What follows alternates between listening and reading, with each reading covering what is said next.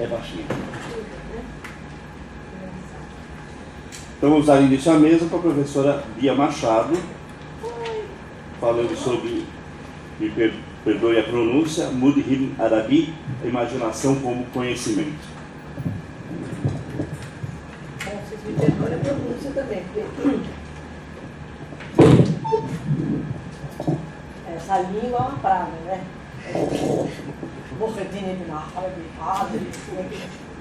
Esse raio não dá para falar, né? A gente não consegue. Então eu também. Não precisa de microfone, né? A gente é pouquinho. Tá ouvindo bem? Se vocês quiserem, pega o microfone. Melhor? Ok. Bom dia, gente. Bom.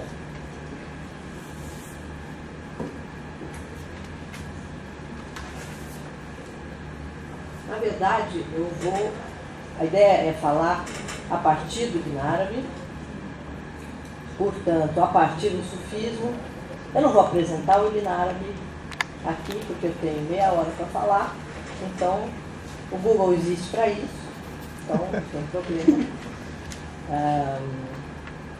Eu vou falar a partir então do Ibn Arabi e do sufismo, eu vou deixar assinalado aqui. Então, Ibn Arabi.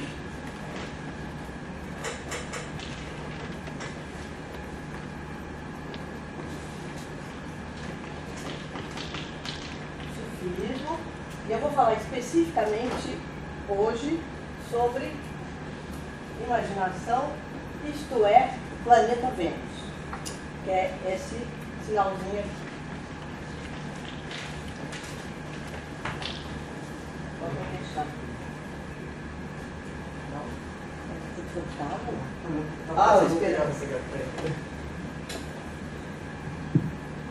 Bom, na minha fala do ano passado, eu li um poema. Eu terminei lendo um poema. É sempre assim, né? O episódio, a gente retoma o episódio anterior, né? Como a gente está na temporada 2, agora a gente... então, o que eu tinha lido na fala do ano passado era um poema de um sufi do século XII, da Turquia, chamado Yunus Emre. E o poema diz o seguinte: mergulhamos na essência e fizemos a viagem do corpo humano. Encontramos o curso dos universos inteiramente no corpo humano. E todos esses céus que turbilhonam e todos esses lugares sob essa terra, esses 70 mil véus no corpo humano descobertos. Os 7 céus, os montes e os mares e os 7 níveis telúricos, o voo ou a queda aos infernos, tudo isso no corpo humano. E a noite, bem como o dia, e as 7 estrelas do céu, as tábuas da iniciação estão também no corpo humano. E o Sinai, onde subiu Moisés, ou então a Caaba, o arcanjo soando o trompete, da mesma forma, no corpo humano. A Bíblia e o Antigo Testamento e os Salmos e o Corão, todas as palavras escritas encontram-se no corpo humano. O que diz Yunus é certo, confirmamos seus dizeres. Deus está onde o põe teu desejo, todo inteiro no corpo humano.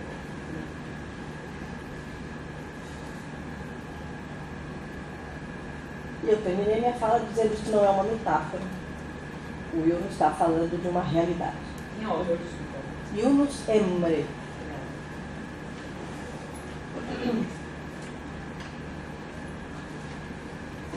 Difícil essa.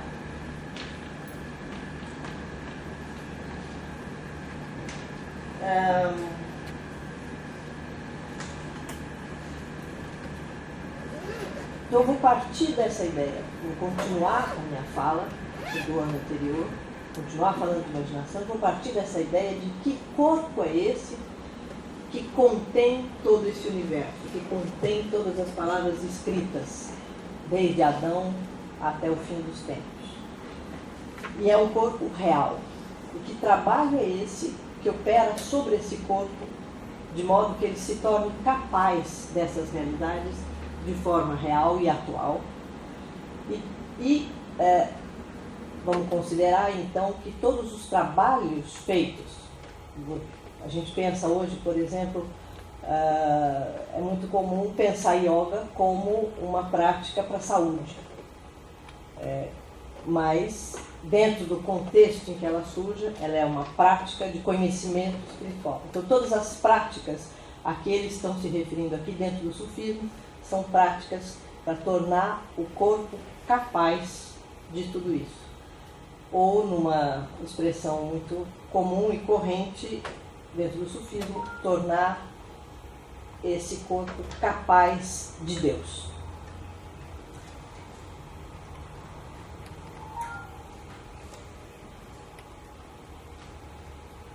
O profeta Muhammad estava dormindo na sua casa, e aí, no meio da madrugada, o anjo Gabriel o acordou, o sacudiu, e aí eu esqueci de contar o que eu queria contar aqui para controlar.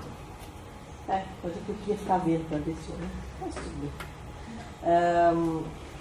Ele foi acordado pelo anjo Gabriel, e o anjo Gabriel falou: você vai fazer uma viagem, e aí ele subiu no buraco, que é uma mistura de cavalo alado com burro, com asno, e ele foi viajando com o anjo Gabriel até Jerusalém, pousou ali numa pedra, e ali, a partir dali, ele e o anjo começaram a subir pelos 7 céus, passaram pela Lua, Mercúrio, Vênus, Sol, Marte, Júpiter, Saturno, depois passaram pelo Lótus do Limite, e aí o anjo Gabriel se despediu, porque dali ele não podia passar, e Muhammad foi ter uma reunião com Deus,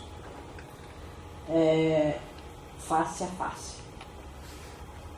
Depois ele volta, vai descendo pelos 7 céus de novo, monta no buraco de novo e volta para Medina. Não sei se ele estava na Meca ou se ele estava em Medina. Agora me esqueci. Você lembra? Bom. E aí, quando ele volta, na hora que o anjo chamou, ele foi meio atabalhadamente e ele esbarrou numa jarra d'água ali do lado, e a jarra caiu. E na hora que ele chega de volta, a água ainda não tinha terminado de cair no chão. E na hora que ele está voltando, ele vê caravanas passando, e aí, no dia seguinte, quando conversa com ele, ele diz: a caravana tal está chegando no tempo tal, que era a forma de dizer objetivamente: eu viajei mesmo, eu fiz mesmo essa viagem, e depois de um tempo as caravanas chegaram como ele tinha. Então esse relato, ele vai inaugurar uma prática entre todos os sufis que vão imitar essa subida do profeta aos céus. Vão fazer então o seu miraj. Miraj é essa subida aos céus, e todo buscador, todo postulante ao conhecimento, todo sufi vai fazer essa subida. O Ibn Arabi faz também essa subida, e ele faz muitos relatos dessa subida. E um dos mais famosos relatos do Ibn Arabi é aquele em que 2 sujeitos se encontram para fazer essa subida pelos 7 céus. Um deles é o que segue o profeta, o tabi, é o seguidor de um profeta, é um muslim, é o que está dentro da revelação. E o outro é um filósofo. A tradução é filósofo, mas na verdade é um que trabalha com considerações, que trabalha com especulações. E o Ibn Arabi faz esse relato, vai descrevendo a subida dos dois, e ele diz: aquele que é o seguidor do profeta, na hora que ele chega no céu, em cada céu, ele vai ser recebido pelo profeta daquele céu. Na Lua, ele é recebido pelo Adão. No Mercúrio, ele é recebido por Jesus. Vênus, ele é recebido por José. Sol, Idris. Júpiter, Moisés. Saturno, Abraão. Então, e cada um desses profetas entrega para ele, na sua ascensão, uma série de ciências. Ou seja, é uma viagem de conhecimento. Ele vai recebendo o conhecimento ao longo desse caminho. O filósofo não é recebido pelo profeta daquele planeta, naquela esfera. O filósofo é recebido pelo anjo daquele planeta e ele só pode receber conhecimentos cosmológicos. Por quê? Porque ele é um filósofo, ele não é um seguidor de um profeta. Isto é, então, como é que a gente vai entender essa primeira distinção? Eu não vou me deter sobre isso, isso não é a parte principal, eu só estou pontuando, porque eu quero mostrar que não é um antagonismo que o Ibn Arabi vai fazer. Nós não precisamos ter nenhuma reação corporativista, não precisamos ficar assustados, ele não está sendo contra a filosofia, ele está dizendo que não é nem a filosofia, mas é um tipo de movimento de uma certa época, e sobretudo na época do Ibn Arabi, e que é o uso da especulação como forma única de conhecimento. Ele está dizendo que existem outras, e uma delas é a imaginação como forma de conhecimento e como forma de ascese espiritual. E é disso que eu quero falar, esse é o ponto mais importante. Então, justamente, o que eu procurei me concentrar na minha fala é trazer o máximo de relatos sobre a imaginação e o que o Ibn Arabi fala e os sufis falam, e não trazer uma posição muito argumentativa. Eu vou fazer algumas passagens e não vou argumentar muito, a menos que depois vocês, quando a gente for conversar, vocês me façam perguntas e a gente entre. Mas eu não vou usar a faculdade mercurina, que é a faculdade argumentativa, uma faculdade de distinção e de pensamento. Eu vou usar muito mais a faculdade da imaginação. Portanto, eu vou trazer aqui formas, relatos, imagens. E vou fazer algumas afirmações. Então, esse movimento em que o mirage do profeta, a subida do profeta, marca o início de uma prática de conhecimento dentro do sufismo, é muito comum. Você vai ver que durante toda a revelação corânica, durante os 20 anos que o Corão vai sendo revelado, ele é revelado conforme as situações concretas que os muçulmanos estão vivendo ali nessa época. Então, tem um dia que a Salma chega para o profeta e fala: Ô Muhammad, é o seguinte, por que o Corão só se dirige aos homens? A Salma é uma aristocrata, mulher do profeta, uma das mulheres do profeta. E por que ele só dirige aos homens? E o profeta, tá bom, vamos esperar qual vai ser a resposta. Porque eles faziam perguntas ao profeta e esperavam, depois de um tempo, a revelação vinha como resposta àquelas questões. Tem uma inveja. Nossa, você imagina, se tem uma questão, vai lá, vem a revelação. Aí passam algumas semanas e a Salma vê o profeta recitando a nova sura que tinha acabado de chegar, e é uma sura do Corão que começa assim, ela é todinha assim: os homens e as mulheres, os homens e as mulheres, E era então um momento inequívoco, palavra de Allah. O Corão se dirige aos homens e às mulheres integralmente. Ou seja, imagine o que foi. É muito interessante você ler o relato da Fátima Mernissi. Depois, se vocês quiserem, eu deixo os dados nesse livro, em que ela conta esse momento em que, meu Deus, como é que a gente faz agora? É tudo igual. Numa época em que a mulher era herdada junto com o carneiro. Se o irmão morresse, o irmão ficava com os camelos, a mulher. Então, de repente, da noite para o dia, uma sura traz um paradigma desse porte. Imagina o que foi e as confusões que surgiram a partir daí. Mas isso inaugura um lugar simbólico. Esse acontecimento, todos esses acontecimentos passam a ser parte do Corão. No Corão você tem relatos de batalhas que foram realizadas pelos muçulmanos naquela época. E de repente esse relato não se refere mais exclusivamente àquela batalha, ele não é mais histórico, ele é um verso do Corão, ele é, portanto, uma realidade simbólica. Então eu estou lendo ali como que foi na batalha em que eles perderam, que eles foram arrasados pelo inimigo, e isso teria que ter um significado hoje, para mim, nesse momento. Eu não vou mais olhar com um olhar histórico, porque eu estou conversando com a revelação. Que faculdade de conhecimento me permite fazer essa operação? 5 minutos? Eu tenho 5 minutos? Foi uma operação imaginativa aqui. Roubou o tempo. Jura? Nossa, eu tenho tanta coisa para falar. Pô, foi rápido, né? É meia hora? Ah, é 20 minutos. Nossa, eu achei que era meia hora. Tá bom, desculpa. Imaginou. Imaginei, né?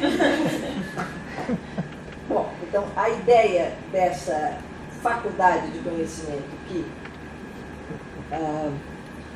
permite que eu faça essa operação, ela permite que eu olhe cada coisa como uma realidade imaginativa, isto é, como uma realidade que contém todas as outras possibilidades.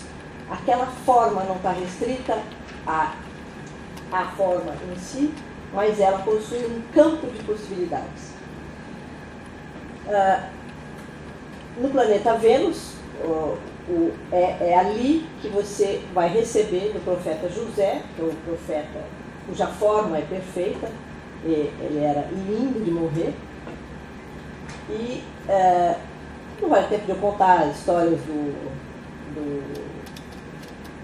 do José. Ele era o profeta que interpretava os sonhos, e o que... Oi? Igual Freud. José era quase Freud, pessoal. Só que ele não era bonito, ele era feio, Freud. Ela já está com pouco tempo para comunicação. Desculpa, professor. Não, realmente, eu achei que era meia hora, então Dá 10 minutos. Dá 10 minutos, Tudo bem. Podemos ter um pouquinho mais, gente? É porque é uma pena, senão... Todos de acordo? Legal, obrigada. Então, o que acontece? Toda vez que você lê na revelação coisas do tipo as mãos e os pés de Deus, por exemplo, tem uma faculdade de conhecimento que vai dizer isso é uma alegoria, isso é uma metáfora, mãos e pés de Deus não é possível, Deus não tem mão nem pé, e com a faculdade da imaginação você vai dizer uma outra coisa, você vai dizer o gnóstico, o que acedeu ao conhecimento imaginativo, ele vê as mãos e os pés de Deus, e ele sabe como isso é possível, como isso é uma realidade de fato. E não é uma realidade apenas de uma forma, é uma realidade que contém ciências.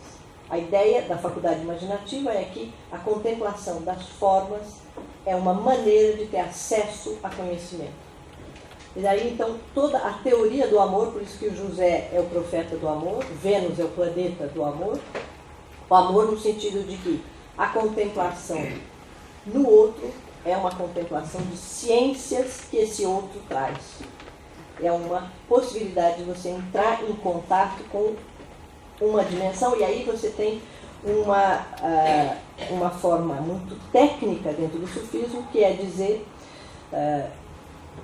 de como essa imaginação opera, que é aquele que se conhece, conhece o seu senhor. O seu senhor como sendo a sua possibilidade de... Eu não quero usar a palavra transcendência, porque transcendência é completamente diferente hoje, no sentido, mas é a possibilidade de você aceder a uma realidade possível, a vários possíveis. Esse é o seu senhor. Então, no mundo da imaginação, você encontra lá o protótipo imutável que você mesmo é. Cada um de nós tem o seu eu que está morando no mundo da imaginação, e você encontra esse ser é idêntico a você, mas não é você, mas é você. Você se encontra com todos os seres idênticos a todas as pessoas, eles vivem nesse mundo imaginativo e eles são a sua possibilidade de ser tudo o que você pode ser. Na hora que você se encontra com esse ser que é você, você se encontra com todos os seus possíveis, com aquilo que pode te tornar único. Ao você conhecer isso, você conhece em que você é único. Então a trajetória é encontrar esse ser, e isso se chama autoconhecimento, e aquele que se conhece, conhece o seu Senhor. Esse é um dos sentidos dessa máxima Sufi, que é uma fala do profeta. Então, o que eu tinha pensado trazer para vocês, coisas muito interessantes, uma fala do Ibn Arabi diz o seguinte: todos nós somos fêmeas em virtude do que em nós nasce. Graças a Deus não há nada masculino no cosmos. São os homens que o saber aponta, eles são as fêmeas, minha alma e minha esperança. Em várias passagens a gente vai ver, não só Ibn Arabi, outros sufis, falando disso que a gente hoje pode designar como o lugar do feminino. O planeta Vênus, esse é o símbolo de Vênus, é o símbolo do feminino. Eu não vou me deter aqui explicando para vocês que nenhum deles estava pensando em homem e mulher de verdade, nesse sentido, como a gente pensa hoje. Nenhum deles estava falando de uma fixação, uma constituição de gênero. Ao contrário, tem frases e frases do Rumi, do Ibn Arabi falando, nós não estamos falando socialmente disso, mas nós estamos falando de um lugar feminino, que é um lugar de esvaziamento, de contemplação, de retirada, para que algo possa ser recebido. E essa técnica, são técnicas, inúmeras técnicas imaginativas de retirar pressuposições, preconceitos, coisas já formadas, retirar uma posição corporal, retirar qualquer rigidez e receber novas ciências, se renovar. Então aqui tem várias, mas uma especialmente que explica essa operação quando você é capaz de fazer essa retirada, essa operação com a sua imaginação. Então, quando este verbo, o que acontece? É uma operação que você faz no coração. Esse coração, então, se torna totalmente receptivo. E aí, ele se torna receptivo numa imagem ao verbo. E quando este verbo penetra o coração do caminhante espiritual, como penetrou em Maria pelo sopro do anjo Gabriel, para fazer o Cristo, isto é, quando aflora em sua consciência o segredo do seu Senhor, quando a inspiração divina investe o seu coração e a sua alma, sua natureza é tal que então produz nele uma criança espiritual, possuindo o sopro do Cristo que ressuscita os mortos. Então, a operação imaginativa é uma operação de conhecimento no sentido de receber novas ciências e de conhecimento no sentido de produzir uma ação regeneradora na realidade e criadora. Por isso é chamada de imaginação criativa. É por meio do corpo e da faculdade da imaginação, operando sobre o corpo, que o homem espiritual cria realidades, cria atmosferas, cria ambientes, cria situações.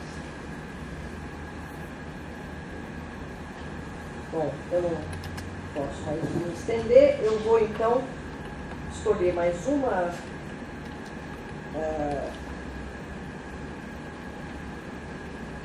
O que eu vou escolher aqui? Agora é um difícil decisão. Sim, então, a função fundamental da imaginação é integrar o espírito e o corpo, portanto, é trazer o gosto, é trazer a experiência. O Ibn Arabi diz, eu pertenço a agentes do gosto, daqueles que provam aquilo que dizem. E é uma experiência, como é que você vai experimentar as realidades divinas? Você precisa tornar o seu corpo capaz disso. E como é que você vai experimentar uma relação com o outro? Eu vou então ler o poema do Rumi para vocês, só para finalizar, para a gente ficar só com essa ideia de como que é a imaginação que vai produzir operações de conhecimento. Tá? Cincão.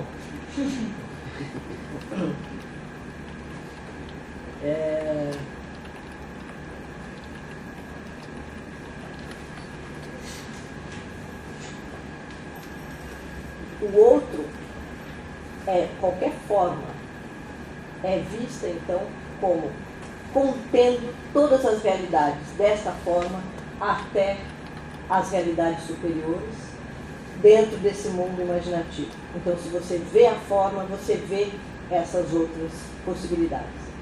E se você vê o outro, ou qualquer outro, você possa ver com o olhar imaginativo, o que você vai ver é o único desse outro. Em que ele é único? Em que ele é único e total.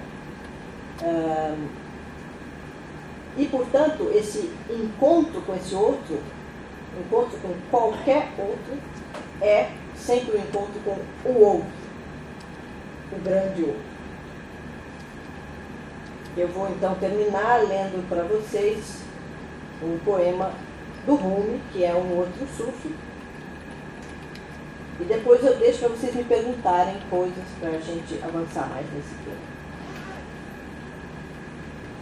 E esse poema, então, diz o seguinte: vem, conversemos através da alma. Revelemos o que é secreto aos olhos e ouvidos. Sem exibir os dentes, sorri comigo, como um botão de rosa. Entendamo-nos pelos pensamentos, sem língua, sem lábio. Sem abrir a boca, contemo-nos todos os segredos do mundo, como faria o intelecto divino. Fujamos dos incrédulos que só são capazes de entender se escutam palavras e veem rostos. Ninguém fala para si mesmo em voz alta. Já que todos somos um, falemos deste outro modo. Como podes dizer à tua mão, toca, se todas as mãos são uma? Vem, conversemos assim. Os pés e as mãos conhecem o desejo da alma. Fechemos, pois, a boca e conversemos através da alma. Só a alma conhece o destino de tudo, passo a passo. Vem, se te interessas, posso mostrar-te. Obrigada, gente.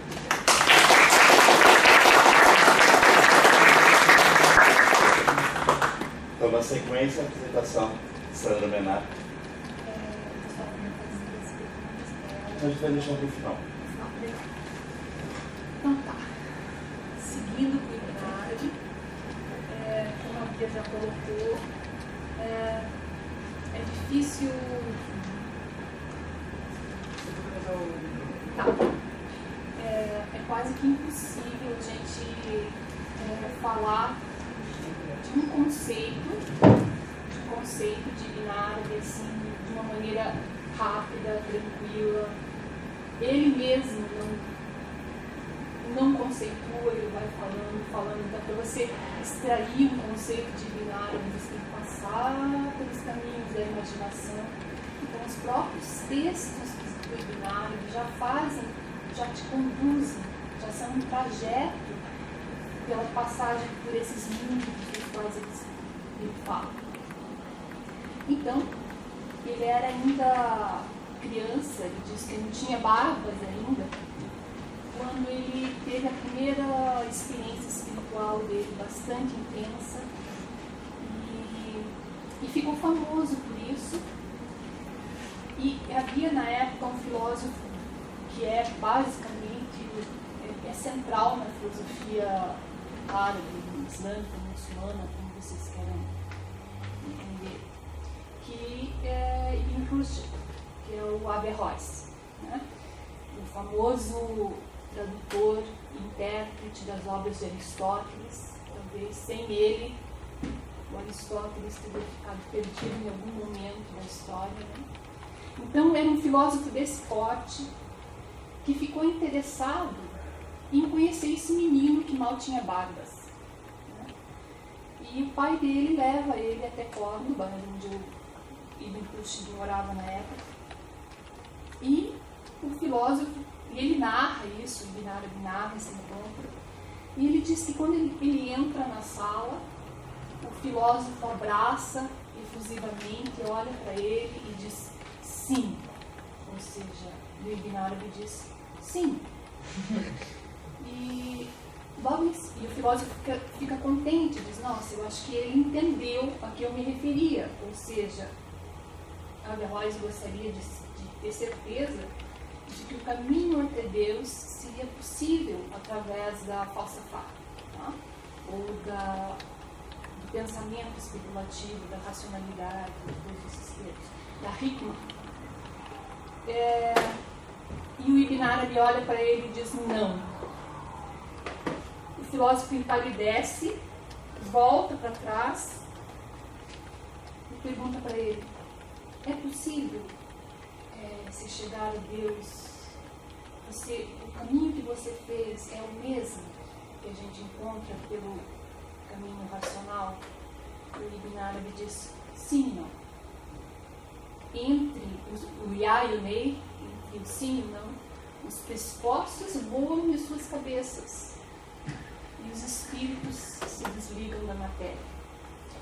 Então aí a gente tem um intervalo, né? Tem uma ruptura, um ponto central em que você não pode mais falar de sim e de não.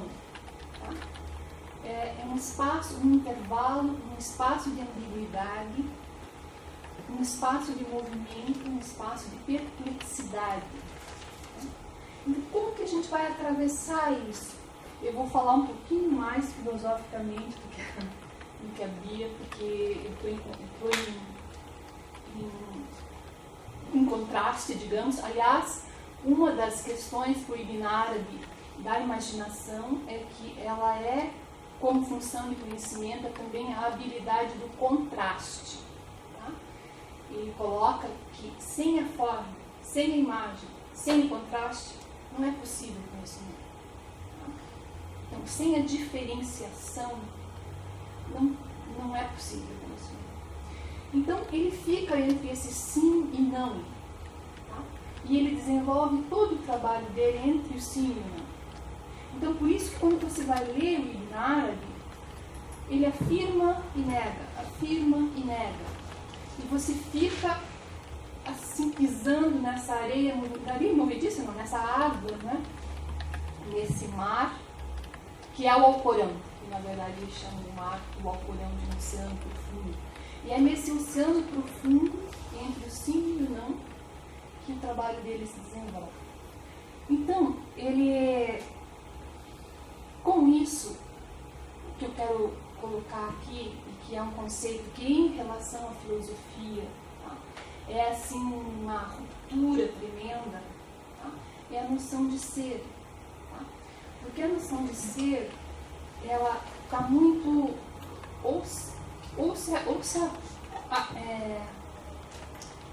pensando em inglês, é difícil. Ou a gente vai pelo sim, pela afirmação, pelo absoluto, tá? Ou pelo não, pela negação, não é isso, tá? É isso. Tá? E o Ibn Arabi diz que isso não funciona, que há um espaço, esse intervalo é que é a questão. É esse intervalo que interessa. Tá? Aí ele vai dizer assim, bom, existe um livrinho dele que talvez seja o único em que ele tenha uma abordagem um pouquinho mais direta dos conceitos dele, que é o Kitab Inshaudali, que é uma tradução, assim, seria o livro dos círculos, a produção dos círculos, exatamente pela essa questão da circularidade entre o sim e o não. E onde ele também desenvolve várias questões de planos, níveis de conhecimento, etc. E onde ele aborda o ser, tá? E as categorias do ser, de modo mais próximo da falsafa. Mas é exatamente porque ele se aproxima ali da falsafa que ele cria um problema enorme. Tá?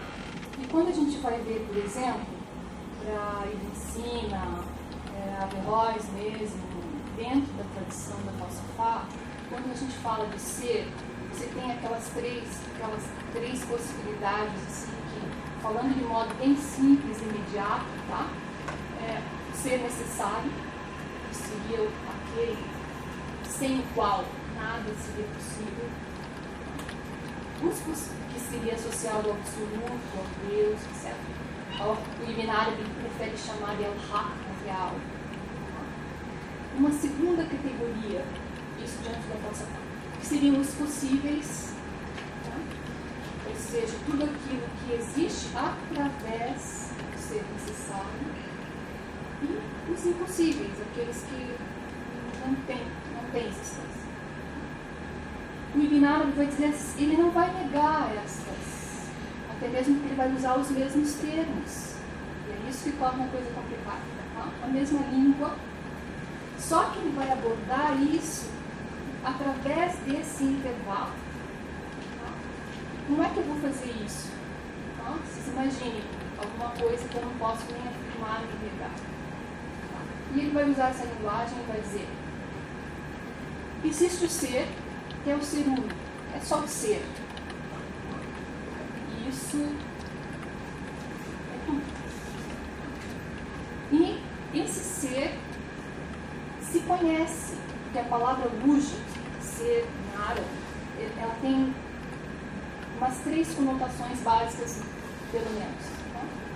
Ela significa encontrar, ou seja, sujeito. Ela significa ser encontrado, objeto, e ela também significa êxtase, desejo, amor. Então, isso implica uma ontologia e uma epistemologia simultaneamente. O ser e consciência, consciência não dual da realidade, engloba sujeito e objeto, e com consciência ele se conhece. Então, Ibn Arabi tem um livro bem famoso que chama-se Fusus al-Hikam, Gemas da Sabedoria, tem várias traduções possíveis. E na abertura desse livrinho, que ele dedica ao profeta Adão, já de imediato ele começa dizendo: o real quis conhecer a si mesmo, quis ver a si mesmo num outro, que ver-se no outro não é a mesma coisa do que ver-se em si mesmo. Então, nesse ver-se no outro, tá? Ele projeta os seus inúmeros nomes. Tá? Esses inúmeros nomes do real, a gente pode identificar, como que a Bia colocou ali, como um senhor de cada coisa, de cada ser, de cada existente possível. Tá? E então, quando esse sujeito, que é o ser, se contempla, ele necessariamente contempla o outro, que é ele mesmo. Então, aí começa a ambiguidade, né? Porque o imanente e o transcendente, todo par de opostos, tá?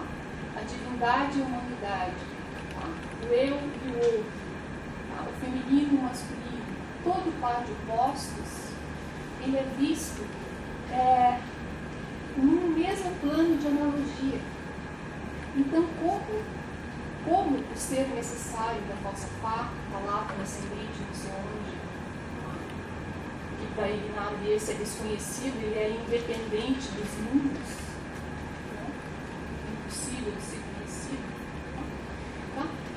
Então, como que isso, tá? Como que eu posso entender isso? Só diante de um plano de prático relativos. Tá? Pelo contraste, a evolução de motivação também. Tá? Então, o primeiro par de opostos, teoricamente, falando aqui bem filosoficamente, seria exatamente essa reciprocidade de transcendência e imanência. E o segundo par de opostos, que a gente pode falar assim, divindade e humanidade. Tá? Então, com isso ele vai dizer assim, o outro, o ser, os possíveis da nossa parte, seria o cosmos, tudo que a gente vê, tá? Esse possível, ele está numa condição de analogia. Ele é dependente do real, ele não é o real, ele é o real se conhecendo a si mesmo, tá? Mas ao mesmo tempo, ele é outro do real. Por quê? Porque cada nome do real tem uma especificidade, uma determinação. Tá? Então, quando o nome Allah congrega todas essas identidades, tá? Todos os outros nomes especificam e determinam. Tá? Então, se eu tenho lá o misericordioso, a ação do misericordioso, a experiência do misericordioso, a presença do misericordioso é diferente da presença do justo. Ele vai criar um movimento de identidade, uma presença no mundo, uma singularidade, ou seja, um indivíduo completamente distinto do indivíduo caracterizado pelo misericordioso. Então eu tenho aí uma ontologia e uma epistemologia que é fundamental, que existe. Tá? Então o plano da imanência e da transcendência, a gente fica em contato direto com isso. Tá? Daí a importância das imagens do corpo, tá? Como processo de ascensão, de ascese. Né? Então o Ibn Arabi coloca essas duas coisas. Então ele diz, eu tenho esse ser, tá? Um ser absoluto, tá? E eu tenho esse possível, e eu tenho uma terceira coisa, tá? Então eu tenho sim, tenho não, mas eu tenho uma terceira coisa que vincula, tá? Aqui o problema isso é um conceito que poucos pesquisadores já trabalharam hoje. Eu, sinceramente, estudo Ibn Arabi há tantos anos e eu só vi 2 artigos falando sobre a terceira coisa, né? Porque é realmente muito, muito difícil de você chegar no que ele está colocando. E ele diz assim, essa terceira coisa, ela é a esfera da vida. A esfera da vida é a vida que vincula. Né? Então, a vida vincula identidade, o Senhor, e a experiência direta, tá? O concreto, a realidade. Então, essa terceira coisa o que estabelece esse plano de analogia, tá? Entre todo par de opostos. Tá? E é através dessa terceira coisa que o Ibn Arabi vai navegar nos seus textos. Então, quando a gente lê, você vai identificando a terceira coisa em vários conceitos diferentes. Tá? Ele começa dizendo, por exemplo, sobre o sopro do todo misericordioso, ou o alento divino. Né? Depois ele vai falar da realidade das realidades, né? E de vários outros substratos onde essa vinculação acontece. Só que o que é bastante interessante é que até agora o que já foi estudado sobre essa terceira coisa passa muito por Henri Corbin, tá? Pela questão da imaginação e por aí, como coincidência de opostos. Tá? Como coincidência de opostos. Só que o Ibn Arabi vai falar uma coisa é uma coisa, outra coisa é outra coisa. Por isso que ele diz sim, depois ele diz não. Daí ele fala entre o sim e o não. Tá? Então, ele vai dizer o indivíduo humano não é o divino, tá? Mas ele não deixa de ser o divino. Então, ele é ele, mas ele também é ele mesmo. Tá? Então, essa coisa, tá? Ele chama de coisa, literalmente. Isso que intersecta essas duas realidades, tá? Que vincula. Ele vai dizer, eu vou só ler aqui um textinho para vocês, para ter noção, assim, isso aqui, ele vai falar isso no Futuhata Nukia, ele vai dizer, objeto de conhecimento algum, seja eterno ou originado no tempo, ou seja, volta aqui a polaridade, é possível de ser conhecido até que essa terceira coisa seja entendida. Esta realidade não vem à existência até que as coisas descritas por ela venham à existência. Se algo existe sem a precedência da não existência como o real e seus atributos, tá? Diz-se que essa realidade é um existente eterno, pois o real é descrito por ela.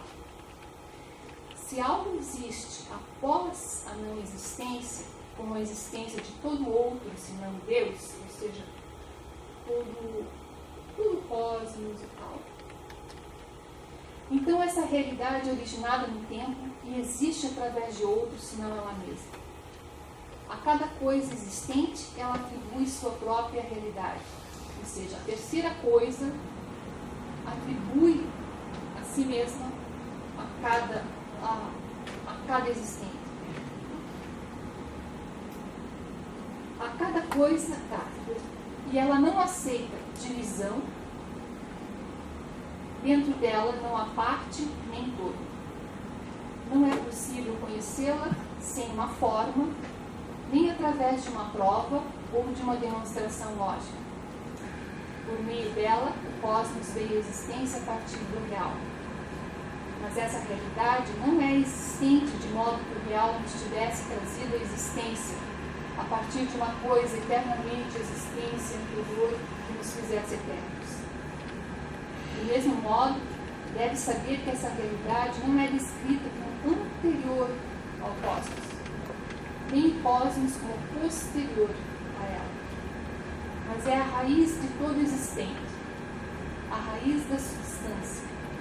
Aí ele afirma, a esfera da vida, fala o Hayat, o real através do qual a criação acontece. É plural pela pluralidade das coisas e incomparável pela incomparabilidade divina. Então, esse entre o sim e o não, eu escrevi aqui umas 30 páginas sobre isso. A mim me parece que esse entre o sim e o não, eu não quero fazer aqui a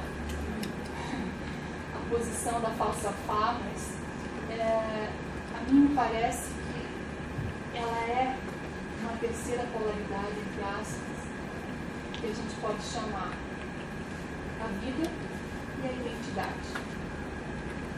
Em torno desse eixo, vida e identidade, e criação, que o real é.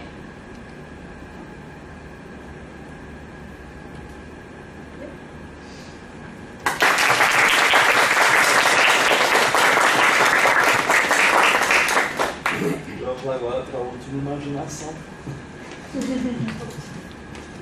da mesa. A imaginação do livro da alma de Ibn Sina. Maria. Bom dia. Acho que um pouco diferente dos meus colegas, eu vou fazer uma interpretação bem racionalista. Eu vou usar minha faculdade mercurina.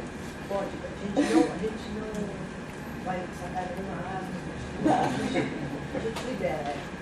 Tá bom. Eu acho pertinente eu falar um pouquinho que, na verdade, esse é o início do meu percurso para a filosofia árabe. Então, eu estou realmente só começando a me apropriar desse universo. E que esse meu interesse surge porque eu notei que na grade curricular regular do curso de filosofia tem um buraco de 1000 anos entre a filosofia grega clássica e a filosofia medieval, dos ocidentais latinos. E eu achei curioso esse salto de 1000 anos que o conhecimento teria dado eu acho que minha imaginação me levou ao prédio da Letras, que foi quando eu comecei a cursar as disciplinas de História do Pensamento Árabe, com o professor Miguel Atier Filho. Então, eu vou destacar alguns pontos da biografia do Ibn Sina, que é o Avicena, né, dos ocidentais latinos, que são pertinentes para a gente entender a filosofia dele. Então, Avicena, ele nasce no ano de 980, na cidade de Búcara, onde atualmente é o Uzbequistão e antigamente era Pérsia. Então, ele, na verdade, ele é um filósofo persa, mas eu vou tratar aqui dele como um filósofo árabe porque ele está influenciado por uma tradição, que é a falsafá, de filosofia árabe. Além disso, ele está escrevendo em árabe. Ele conta alguns fatos curiosos na autobiografia dele, que aos 10 anos ele já tinha decorado o Alcorão. Aos 16 anos ele já é médico, e aos 18 ele é convidado a curar um príncipe que estava doente, que é o Ibn Mansur. É nessa época que ele tem acesso à biblioteca desse príncipe, que é quando ele vai ler o Almagesto do Ptolomeu, os Elementos de Euclides, a própria obra do Aristóteles e a obra de um filósofo chamado Alfarabi, que é um filósofo muito influenciado por Plotino.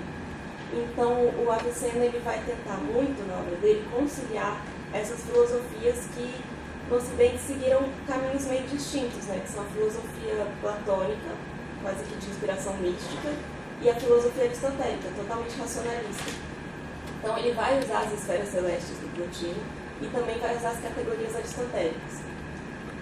Com 21 anos, ele começa a compor a obra dele principal, que é a Al-Shifa. Al-Shifa significa cura. A cura porque seria um compilado de todos os saberes supralunares, que são aqueles que estão acima da esfera da Lua, e os saberes sublunares, que são os saberes relativos à nossa esfera. E porque ele acreditava que o acesso ao conhecimento seria um acesso, um poder terapêutico, medicinal. Nessa obra é que ele vai realizar o maior esforço de conciliar Aristóteles e Plotino. E o livro que a gente vai tratar aqui hoje é o livro da alma, que está dentro do livro da física, que é curioso, a gente poderia pensar por que a alma, que é uma coisa metafísica, está dentro do livro da física. E isso é porque, nesse livro da alma, ele vai tentar fazer uma descrição filosófica das faculdades humanas, mas ele vai atrelar também esse funcionamento das faculdades a um funcionamento fisiológico. Então, ele literalmente localiza no cérebro onde cada faculdade atua. Então, ele é como se fosse o primeiro neurologista da história. E, em muitos sentidos, ele acerta. Da onde que ele tira essa coisa das faculdades humanas, das faculdades internas? Ele está inserido nessa tradição, que é a tradição da falsafá, que ocorre do século VIII ao XIII, que conta-se que o califa, o Al-Mamun, que era o califa do Califado Abássida, ele tem um sonho com Aristóteles, e a partir desse sonho ele manda trazer de Bizâncio as obras que estavam lá, as obras dos gregos. E foi uma sorte, na verdade, porque se ele não tivesse feito isso, essas obras teriam se perdido. Então, boa parte de todo Aristóteles, de toda a filosofia grega que a gente tem hoje no Ocidente, foi graças a esse lugar chamado Casa da Sabedoria. E aí ele se inspira nesses filósofos da Casa da Sabedoria, e entre os principais aparatos e explicações de mundo que vão inspirar ele, está a noção aristotélica dos sentidos internos, que também são chamados de sentidos cerebrais, separáveis, espirituais. São as faculdades que vão completar essa epistemologia do sujeito. Então, o sujeito ele tem seus sentidos externos, né? Tato, audição, olfato, paladar e visão. Nossa, visão. E ele também vai ter os sentidos internos, que na obra do Aristóteles, De Anima, ele lista 3 faculdades da alma que vão permitir que essas informações dos sentidos externos sejam decodificadas pelo sujeito, que são a alma cogitativa, que ela vai ser responsável por julgar o que é bom, o que é ruim, a memória, que vai armazenar e permite a invocação desses conteúdos aprendidos dos sentidos externos, e a imaginação, que vai assimilar as percepções dos sentidos externos e formar delas uma percepção única. Então, a imaginação, ela é a faculdade que vai permitir que a gente perceba calça vermelha, blusa vermelha, percepção do vermelho. Ela pega diversas percepções externas e sintetiza numa única percepção. E o Avicena, ele vai pegar essa noção aristotélica dos sentidos internos e vai trabalhar esses conceitos que vai ser a forma como esses conceitos vão chegar para os medievais latinos. Então, essa filosofia dele vai ter uma influência enorme no Ocidente medieval. Só que ele não é um mero compilador ou comentador de Aristóteles, como ficou conhecido o Averroes, por exemplo. Ele vai criar diversos paradigmas que impedem que uma mesma faculdade, por exemplo, receba o conteúdo do dado sensível e mantenha. Então, para cada faculdade diferente, vai existir uma função diferente, porque cada faculdade diferente vai perceber um objeto do sentido diferente. Por exemplo, um dos principais paradigmas é que uma faculdade não pode receber e manter o mesmo objeto. Por quê? Para receber, a faculdade ela tem que ter um substrato maleável. Literalmente um substrato maleável, ela tem que ser molinha no cérebro, porque ele está localizando as faculdades no cérebro. Isso para receber um conteúdo do dado sensível. Agora, para manter, ela vai ter que ter um substrato duro, resistente. E ele usa a metáfora da água, por exemplo. Já que ele está falando em princípios materiais, ele vai falar que a água, por exemplo, ela é uma boa condutora, mas ela não é uma boa retentora. Então, da mesma forma, vai acontecer com as nossas faculdades cerebrais. Por isso, ele vai conceber dois tipos distintos de imaginação, cada uma com uma função diferente. A imaginação compositiva, por exemplo, que eu vou falar melhor aqui, ela é uma imaginação quase subconsciente, ela é aquela imaginação que age durante o nosso sono. Ela combina aleatoriamente as imagens que ela percebeu, as formas que ela percebeu, produzindo os nossos sonhos, por exemplo, produzindo figuras quiméricas, figuras bizarras que a gente pode ter durante os sonhos. Essa distinção, ela é essencial porque o Avicena ele concebe que a gente não tem a percepção do sensível e depois, logo após, o trabalho do intelecto sobre esses dados sensíveis. Entre o sensível e o intelectual, vai existir esse campo dos sentidos internos. Então, os dados sensíveis eles são trabalhados pelos sentidos internos e depois eles são trabalhados pelo intelecto. Essas formas aprendidas, elas vão parar num sentido chamado sentido comum, que é o sentido que vai receber todas as formas e depois vai distribuir para cada faculdade. E os animais, eles também possuem essa faculdade, porque essa faculdade é aquela que sente. Né? Como ele próprio diz, o sentido comum é a faculdade que sente. E a imaginação, ela vai ser responsável por reter aquilo que é percebido. Mas ele vai distinguir entre imaginação e imaginativa. A imaginação ela é um depósito de formas que chegam ao sentido comum. E a imaginativa vai combinar essas formas aleatoriamente. É a imaginação compositiva que eu tinha dito. Então existem duas faculdades diferentes para cada... duas funções diferentes para cada faculdade, porque reter não é o mesmo que combinar, não é o mesmo que conservar. No caso da faculdade imaginativa, ela age assim quando ela está a serviço de uma faculdade animal. Quando ela está a serviço do intelecto, ela é chamada de faculdade cogitativa, que já vai incluir os julgamentos daquilo que é adequado ou inadequado. Ele acrescenta ainda, no caso dos animais e no caso dos humanos, a faculdade estimativa, que é aquela faculdade que vai permitir que os animais eles se aproximem daquilo que é bom e se afastem daquilo que é ruim. Ou seja, esse julgamento ele não está nas coisas, ele provém de uma faculdade interna. Então ele consegue que os animais também possuem essa faculdade interna. Né? Diferente do Descartes, ele não pensa que os animais são máquinas, né? Quando você assusta ou agride um animal, ele reage porque ele está reagindo de uma forma maquinal. Para o Avicena, não, os animais possuem quase que as mesmas faculdades que os humanos. Então, talvez se o Ocidente tivesse sido mais aviceniano do que cartesiano, seria um Ocidente até mais empático com os animais. Né? Essa faculdade estimativa, no entanto, ela não percebe formas. Ela não percebe cores, né? Na verdade, a visão, ela percebe cores.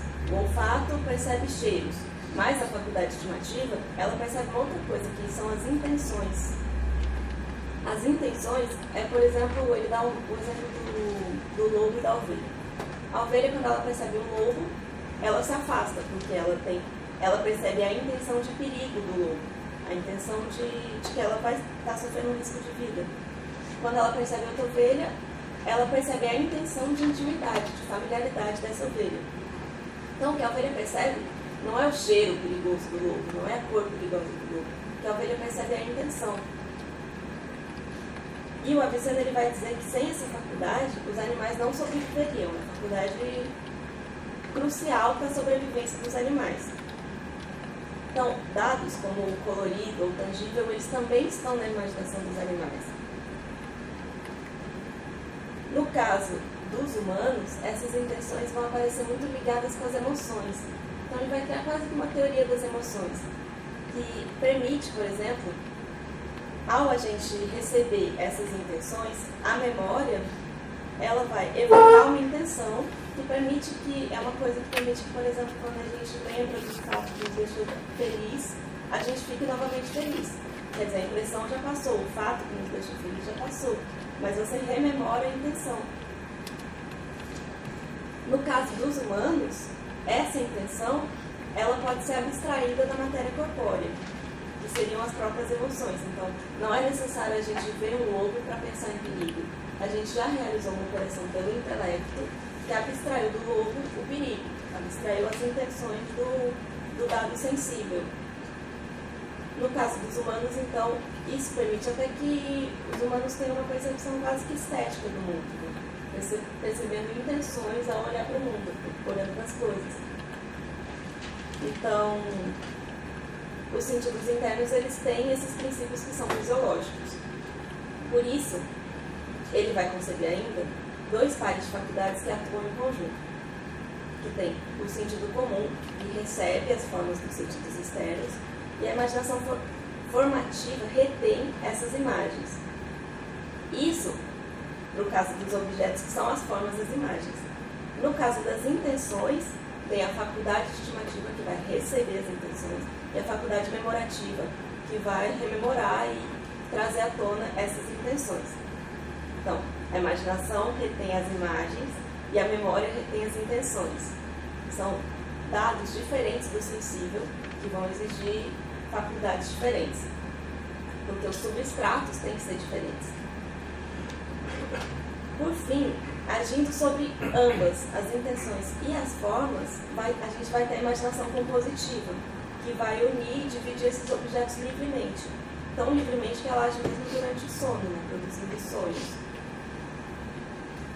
A interpretação mística vai interpretar essa imaginação, ao meu ver, assim, até onde eu estudei, como uma imaginação criadora, essa imaginação compositiva. Mas aqui, como eu estou seguindo minha faculdade mercurina, eu não vou dar esse passo de que a imaginação seria criadora. Mas a gente tem intérpretes como o Henri Corbin e o Jean Beck que vão atestar a criação do entremundo mesmo, entre o mundo sensível e o mundo intelectual, né, que é aquele mundo dos imaginários. Mas eu não sei se eu vou ousar dar esse passo. O fato é que a imaginação compositiva ela vai agir com as intenções e com as formas. Então ela é capaz de criar figuras quiméricas, figuras assustadoras, do tipo o perigo do lobo com um monstro de 7 cabeças. É isso que a imaginação compositiva faz o tempo todo. Combina formas com formas, imaginação com formas. Então, para concluir, eu queria citar uma frase do Aristóteles que é que a alma jamais pensa sem imagem. Ou seja, num certo sentido, pensar é imaginar. Para pensar, a gente precisa imaginar. E a interpretação mística, eu acho que foi a que a gente deve mais a manutenção dessa ideia da imaginação. Mas eu queria que a filosofia ela pudesse se apropriar desse conceito, pudesse se apropriar mais da imaginação, porque no Ocidente ela ficou renegada a uma interpretação mística, que não é de forma nenhuma uma coisa negativa, mas que aparece negativamente, né, para a nossa razão iluminista. E no Ocidente a imaginação acabou sendo objeto da literatura e das artes. Mas ela está lá na filosofia. Aqui filosofia do Avicena, ela ocupa um papel principal. Então, se a gente tem toda essa divisão, no fim a gente tem uma faculdade principal, que é a imaginação, que está agindo sobre todos os dados dos sensíveis. E o próprio, já está no próprio Aristóteles, né, que a alma jamais pensa sem imagem.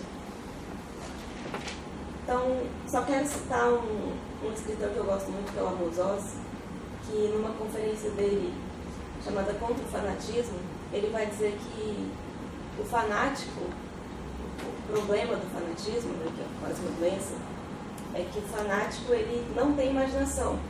Porque a imaginação é aquilo que vai permitir a gente ter alguma empatia. Como eu falei dos animais, né, já está lá no Avicena. Então, excluir a imaginação dos sistemas filosóficos é desconsiderar que a alma jamais pensa sem imagem.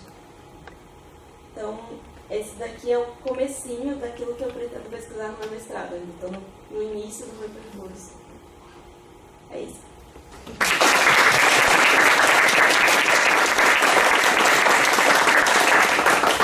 Agradecemos as falas imaginativas e abrimos a perguntas.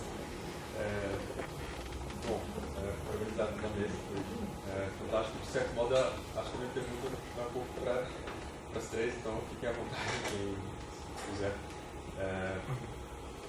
São várias questões, mas eu vou trazer só uma para não monopolizar muito. O que me interessa bastante é o que foi dito nessa relação de divindade e humanidade e de que modo que a gente poderia pensar, que é o que mais me interessaria, dessa possível passagem dessa epistemologia que está ligada à ontologia para uma possível deontologia, moralidade. E isso está integrado, obviamente, com o que a Sandra falou em termos de várias passagens, mas especificamente talvez mencionar como é que se lida isso do misericórdia e do justo, que para mim não ficou tão claro, e com a Bia quando ela fala para o espanto escandaloso dos doutores da lei, e se seria possível pensar em uma deontologia dentro dos doutores da lei que poderia, digamos, reconhecer melhor o outro nesse sentido, dessa relação entre eu e o outro, e para mim encaixa perfeitamente no que a Marina falou em relação, e aí uma curiosidade, se é que o Avicena chegou a defender algum tipo de moralidade em relação aos animais, como vegetarianismo ou coisa do tipo. Seria mais ou menos isso. Então, o ponto de toque está sendo essa passagem, até porque a minha fala de ontem, e é o que eu estudo no doutorado, é de que modo a epistemologia e a soteriologia do shivaísmo da Caxemira poderia ajudar numa deontologia. Faço doutorado na Faculdade de Direito. Só para contextualizar um pouquinho. Eu acho que eu posso começar respondendo. Então, assim, isso eu creio, tá? Que você poderia fazer uma passagem que, para mim, é imprescindível, que é basicamente uma frase que o Binário repete, que ele diz: quem conhece a si mesmo conhece o seu Senhor. Tá? Ou seja, o modo de conhecer, tá? Para ele, toda expressão é uma expressão divina, tá? Então nós somos como se fôssemos um caroço, entre aspas, uma semente, tá? Da qual aquele nome divino se expressa. Tá? Então, o modo de conhecer, o modo de estar no mundo, a forma como a nossa vida funciona, ela passa exatamente pela característica essencial daquele nome. Tá? Então, eu preciso conhecer aquele nome para conhecer a minha própria identidade. Tá? Então, aí, esses diversos planos de identidade, tá? Começando aqui pelo corpo, tá? Até a presença do nome, todos esses planos de identidade, eles se movem em terrenos diferentes, tá? Em estratos diferentes, mas eles respondem por uma mesma característica. Tá? Então, se a gente for... Por isso que é impossível haver um absoluto. Tá? Eu não posso colocar um conceito moral como absurdo. É impossível isso. Tá? Então, toda norma, toda regra, porque cada um de nós vai observar uma realidade a partir da própria realidade. Eu não fujo de mim mesma. Então, quanto melhor eu me conhecer, melhor eu conheço o mundo, melhor eu conheço o outro. O Ibn Arabi tem um poema, tá? Em que ele vai falar: eu me tornei capaz de todas as formas, minha alma, meu coração se tornou capaz de todas as formas. Tá? Então isso talvez responderia um pouco a segunda parte da tua pergunta. Tá? Então, se eu vejo o mundo através do perdão, por exemplo, tá? Se o perdão me caracteriza, ou se a paz me caracteriza, ou se a misericórdia, qualquer um dos nomes divinos, a minha vida vai reciprocar essa realidade. Tá? Então, por exemplo, onde que a paz existe? Onde o sujeito tem esse nome vai ser colocado? No conflito. Porque é onde a paz é necessária. Aí a gente entra com aquela questão do ser necessário. Então, o que é o ser necessário ali para ele? Tá? É onde há a reciprocidade entre o sujeito e o outro, entre aspas, é a circunstância em que ele se coloca. Tá? Eu estou fazendo essa avaliação a partir exatamente dessa noção de terceira coisa, ou seja, o sujeito ele está em sintonia direta com aquilo que é necessário para o mundo onde ele se coloca. Tá? Então, ele não pode nunca exigir do outro aquilo que é próprio dele. Tá? Então, se eu interpreto uma situação para mim é justa, pode ser que para o outro ele não esteja vendo isso a partir da justiça, mas ele pode estar vendo a partir da misericórdia, e aí a resposta dele para o mundo é absolutamente diferente da justiça, ainda que num determinado plano o justo é misericordioso.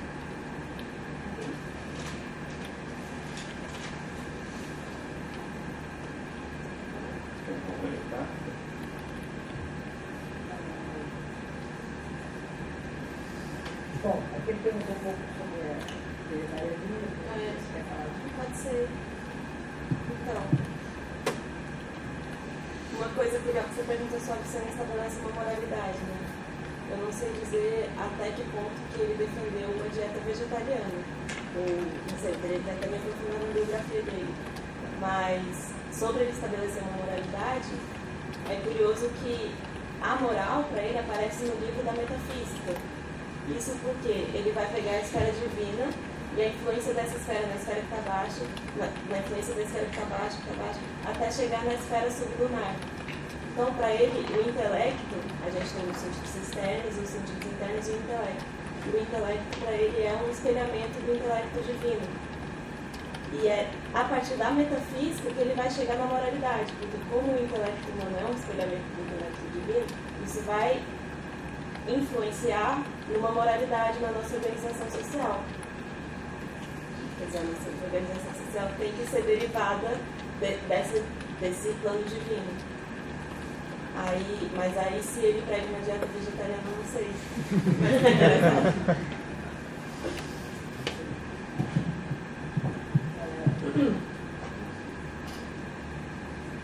Então, cadê a doutor do tempo? Está aqui, agora sou eu. Marca 2 horas? Então, Não. 5 minutos. Tem mais perguntas. Tem uma passagem muito importante que a gente tem que fazer, é a noção de lei dentro do sufismo, dentro de um outro tempo é muito feio na nossa noção de lei. Se a nossa lei tem como objetivo fundamental assegurar, por exemplo, a propriedade privada, no Islã você não tem ideia de propriedade privada. Então nós estamos, assim, o ar e a água. Você vai colocar a vareta, vai ter uma refração. O Ibn Arabi, ele vai, uma parte fundamental da sua obra está dedicada aos que estão fazendo um caminho espiritual.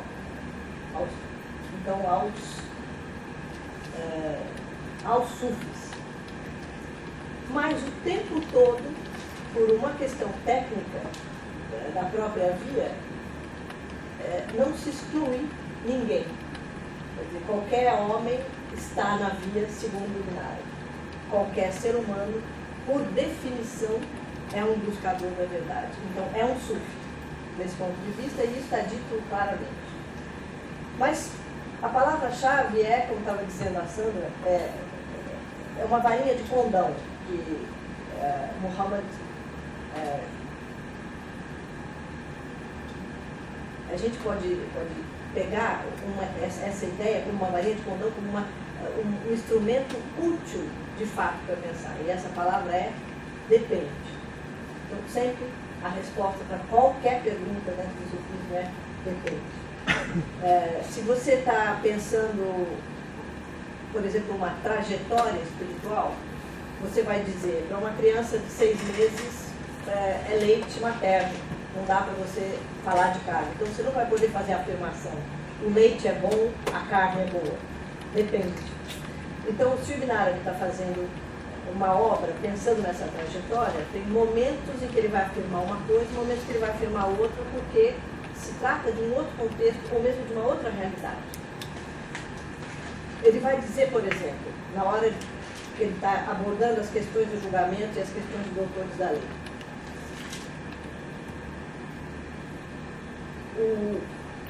O doutor da lei, proíbe em árabe, é num certo momento, aquele tipo que ele diz assim, os doutores da lei de hoje são aquilo que o faraó foi para Moisés. O faraó é aquele, digamos, todo mundo conhece o lugar do faraó, Moisés traz a profecia e o faraó é o infiel que não acredita, é o incapaz. Então, o que ele está dizendo é que o doutor da lei é o incapaz, porque é aquele que busca julgar o outro e que usa critérios rígidos, e que isso não é possível. Mas eu estou simplificando para burro, hein? Mas ele tem essa frase, o doutor da lei é hoje o que o faraó foi para Moisés. Mas ele, Ibn Arabi, estudou jurisprudência e ele é um doutor da lei. Em outro momento, ele vai dizer, o fundamental para o doutor da lei é saber julgar a si mesmo. Se ele não é capaz de autocrítica, ele não é capaz de crítica. E aí é um longo capítulo em que ele discorre sobre isso, interessantíssimas sutilezas que ele põe nessa questão. Num outro momento ele vai dizer, aquele que julga o outro tem que julgar com o ímpar. E quando julga a si mesmo, tem que julgar com o par. E aí ele está usando uma linguagem, depois ele mesmo vai explicar, trata-se do seguinte, o que qualquer outra pessoa faz é o ímpar, porque é o um, porque quer dizer que aquela pessoa é Allah. Então, tudo que a pessoa faz, ela faz porque é Allah quem faz, porque não existe outro que Allah. Agora, quando você vai olhar aquilo que você faz, é o 2, porque você não é Allah. Ou seja, a autocrítica é infinitamente mais importante do que a crítica. Isso não é uma postura moral, isso é antes uma formulação técnica, é uma exigência técnica, é para obter certos fins, porque obviamente a ação crítica ela tem aí componentes psicológicos, assim, a gente poderia ficar um tempão falando disso, e a autocrítica é uma salvaguarda fundamental. Então seria um caminho possível aí, mas você vê que tem bastante coisa. Incrível, nossa, incrível isso que você falou. Eu vou fazer perguntas das 3, só que são simples, não são tão difíceis para fazer, vai ser mais fácil. Para a Bia, eu queria perguntar que eu não peguei, eu preciso anotar o nome do planeta de Moisés.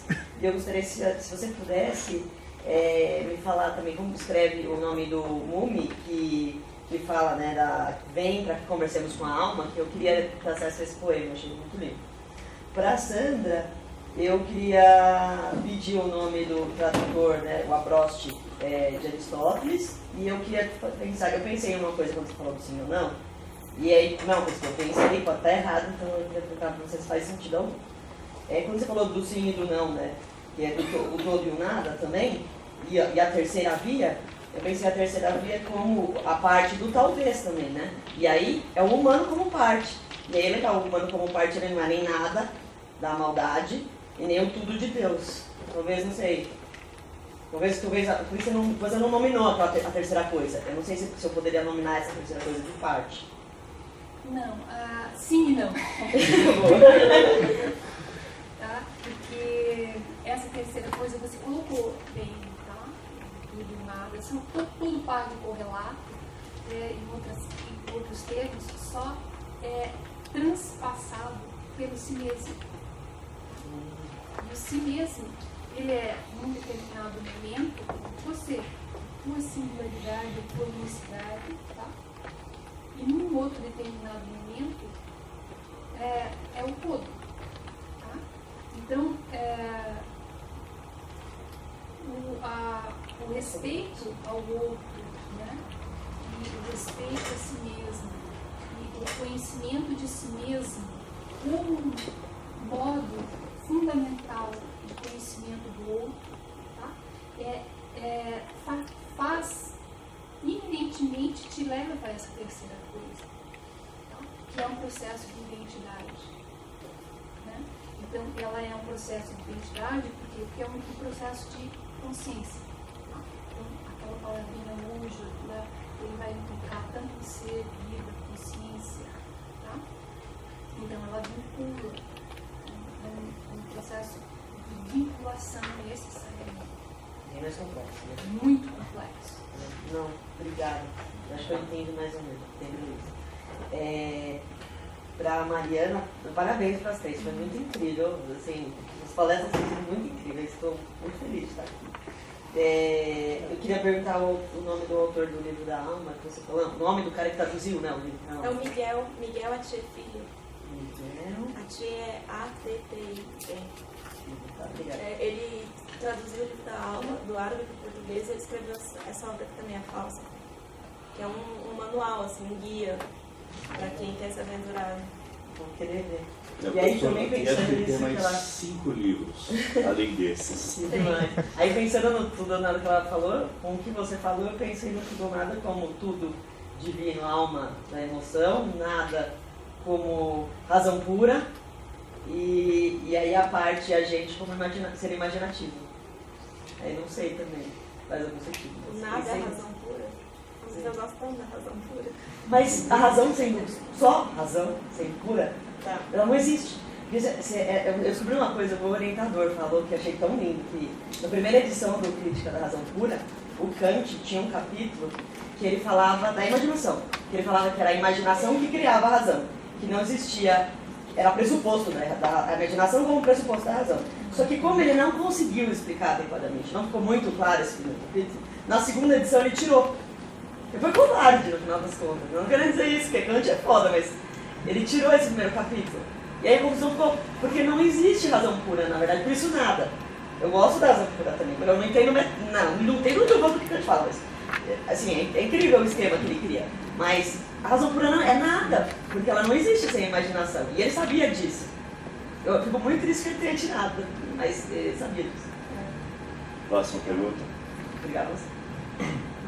Pessoal, obrigado pela exposição. Assim, me encanta essa questão da imaginação dentro da filosofia.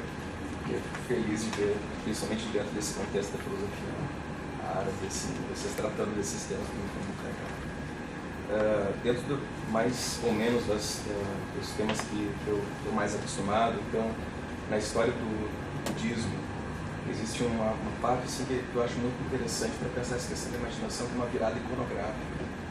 Ela acontece assim, lá nos primórdios, assim, no início da nossa era, e ela transforma o budismo assim, de um budismo anicônico, sem representação direta de Buda, por exemplo, Buda é só indexicamente presente, né?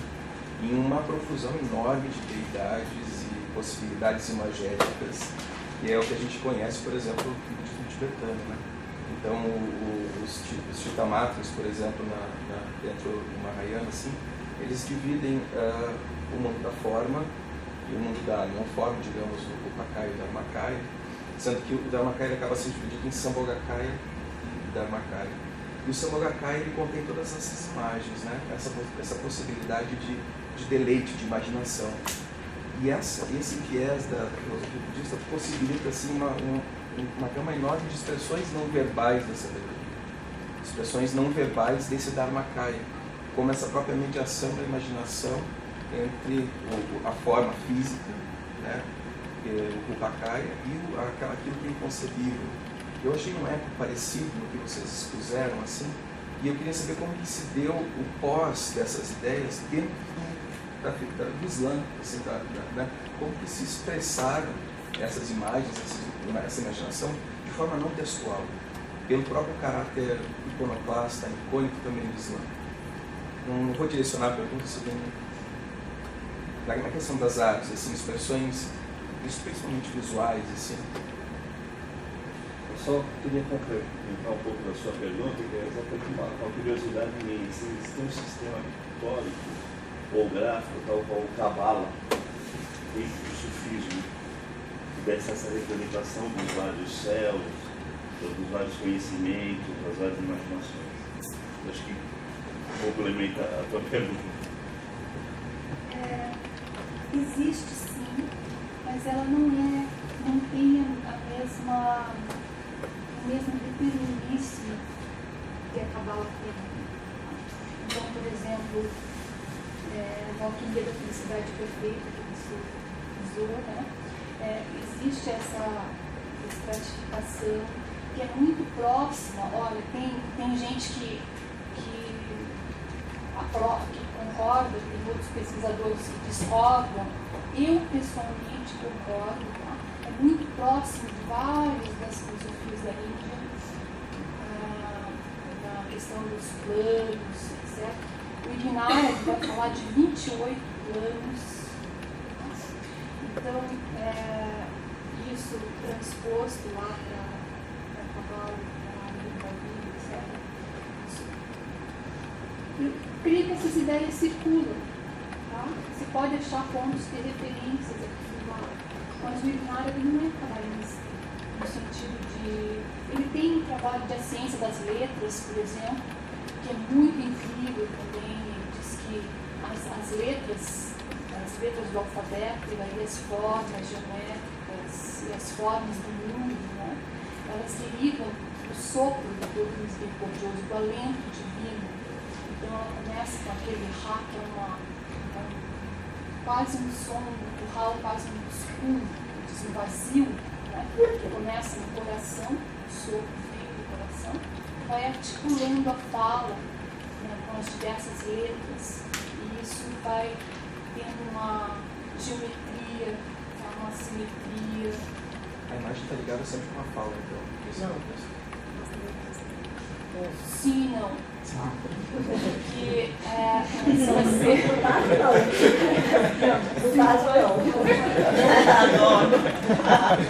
A gente fica realmente entre sim, né? Depende de onde você vai fazer a abordagem. A imagem está sempre ligada com a letra? Sempre não. Às vezes sim, às vezes não. Mas sempre a resposta é não. Então ela não pode ser uma resposta absoluta. Tá? Então essa, como ela se articula, é porque o Ignara também diz que a fala, tá? O discurso divino é parte da essência do ser, faz parte, né? Então ele parte do Alcorão, dessa interpretação. Então, se você pegar essa via, tem seja, né? Que é a fala, a expressão, a consciência. Então, é bem complexo para responder de uma maneira simples, tá? Mas ela tem... você vê, por exemplo, a iconografia no Islã é basicamente geometria.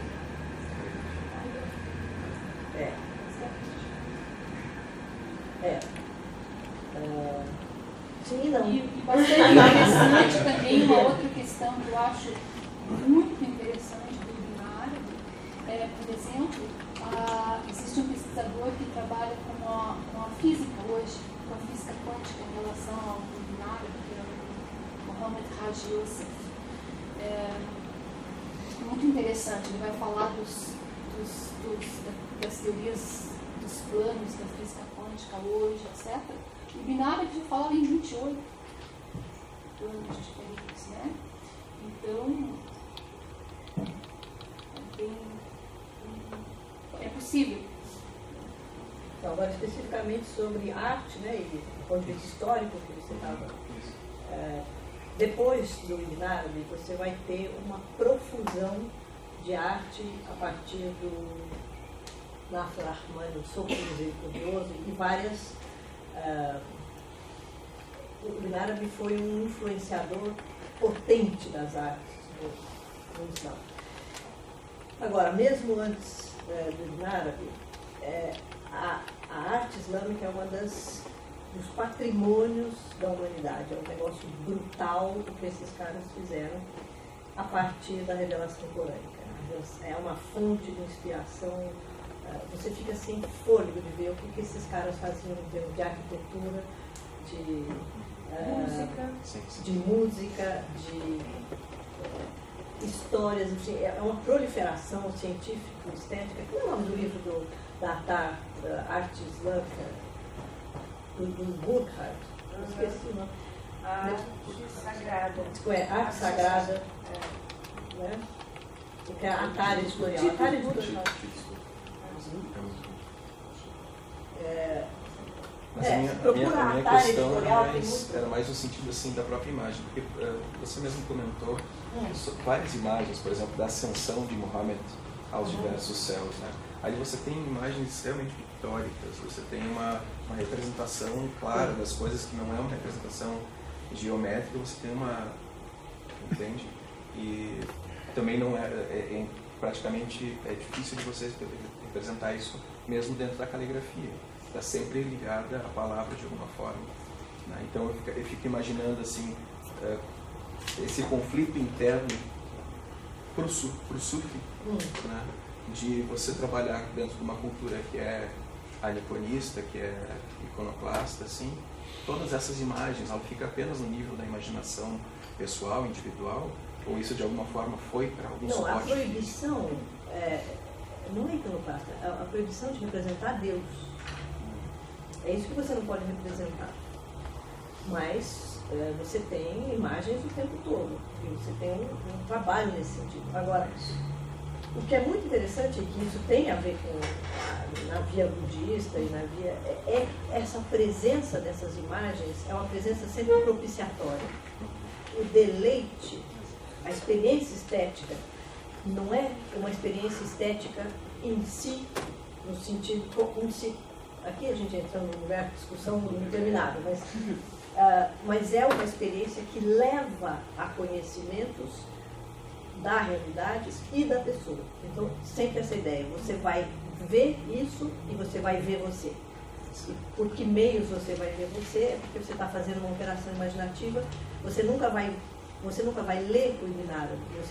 Você vai entrar na Alhambra, em Granada, na Espanha, você vai ver todos aqueles padrões, todos aqueles desenhos, aquela arte infindável, você vai ver as rosas nos jardins, você vai ver os caminhos cheios de água, você vai respirar um ar que o movimento das águas vai trazer para você. É um conjunto de experiências cujo objetivo é que você passeie por Alhambra, isto é, passeie por você. Uma última pergunta. Então, na mesma pergunta, uma complementação do que ela disse, né? Que eu sou estudante de artes visuais, estudo arte islâmica, eu sou de família muçulmana, estudo o Islã também, e eu estudei essa questão da abstração na arte, né? E eu cheguei numa questão muito interessante que foi que os muçulmanos eles se baseiam nos hadiths do profeta. E um desses hadiths, ele falou justamente sobre a abstração, mas assim, numa forma de evitar a adoração de ídolos, né? Porque na época do nascimento do Islã, Meca, onde nasceu, tinha muitos ídolos, muitas estátuas. Então foi nesse sentido que ele meio que proibiu a arte figurativa. Mas existe arte figurativa dentro do Islã, que nem você falou, né? As iluminadoras persas, né? Que mostram essa ascensão do profeta. Mas existem esses dois vieses, sim. Eu quis dizer que não é um conflito. Ah, não, sim. Existe outras coisas. Bom, pelo horário, então, encerramos a mesa agora. Agradecemos a presença de todos. Obrigada. Obrigada.